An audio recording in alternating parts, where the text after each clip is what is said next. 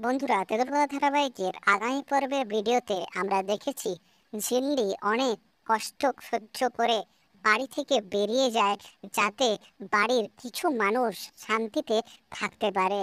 হ্যাঁ বন্ধুরা, এইদিকে ঝিল্লির মাও ঝিল্লিকে খোঁজার জন্য পাগল হয়ে ওঠে। সে সানিকে ধরে তাকে অপদস্থ করতে থাকে। সে জানে যে সানির কাছেই নাকি ওই ঝিল্লি আছে, তাই সানিকে অনেক অপদস্থ করতে থাকে।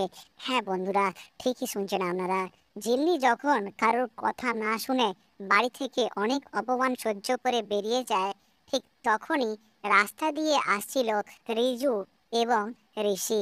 তারা ওই বড় ডিলটিকে সামলে ফ্যাক্টরি থেকে বাড়ি আসছিল। ঠিক তখনই ঋষির চোখ পড়ে ঝিল্লির দিকে এবং সে ছুটে গিয়ে ঝিল্লিকে ধরে এবং বলে, তুমি কেন বাড়ি থেকে পালাচ্ছ? এইটা শুনে ঝিল্লি কষ্ট পায়, কিন্তু সে মুখ ফুটে কোনো কিছু বলতে পারে না। আর ঠিক সেই সময় ওখানে এসে হাজির হয় বাড়ির ছোট ছোট খুদে বাচ্চারা। খোখো, মোমো, মিষ্টি সবাই ওখানে হাজির হয় এবং তারা গিয়ে ঝিল্লিকে ধরে রাখে। একদম যেতে দেবে না তারা। কোনো মতেই ঝিল্লিকে ছাড়া তারা থাকতে পারবে না।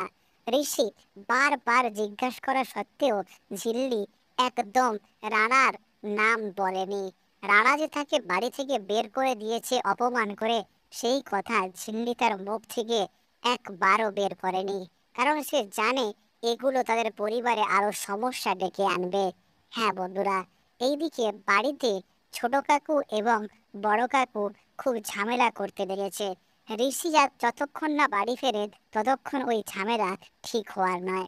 কিছুক্ষণ পর ঋষি ঝিল্লিকে বলল, তুমি আগে আমার সঙ্গে যাবে, তারপর সমস্ত কিছু বলে তুমি লাট্টু নগর এর উদ্দেশ্যে রওনা দেবে। কিন্তু ঝিল্লি কিছুতেই ওই তেঁতুল পাতায় ফিরতে রাজি নয়।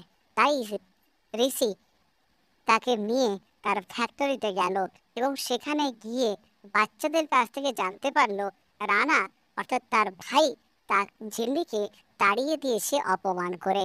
হ্যাঁ বন্ধুরা, এটা শোনার পর ঋষি নিজেকে অপমানিত বোধ করলো। বন্ধুরা, তো এই ছিল আজকের পর্বের গল্প। গল্পটি ভালো লাগে তাহলে অবশ্যই লাইক করবেন। চ্যানেল নতুন হয়ে তাহলে অবশ্যই চ্যানেলটিকে সাবস্ক্রাইব করে পাশে থাকা বেল আইকনটি প্রেস করতে একদম ভুলবেন না। হ্যাঁ বন্ধুরা, পরবর্তী পর্বে কি হতে চলেছে তা অবশ্যই কমেন্ট করে জানান। আগামী পর্বে আমরা কি দেখতে চলেছি? ঋষি কি জিম্মিকে বাড়ি ফিরিয়ে নিয়ে যাবে? রানা কি তাহলে বাড়ি থেকে বেরিয়ে যাবে? হ্যাঁ বন্ধুরা, অবশ্যই কমেন্ট করে জানান কি হতে চলেছে পরবর্তী পর্বে।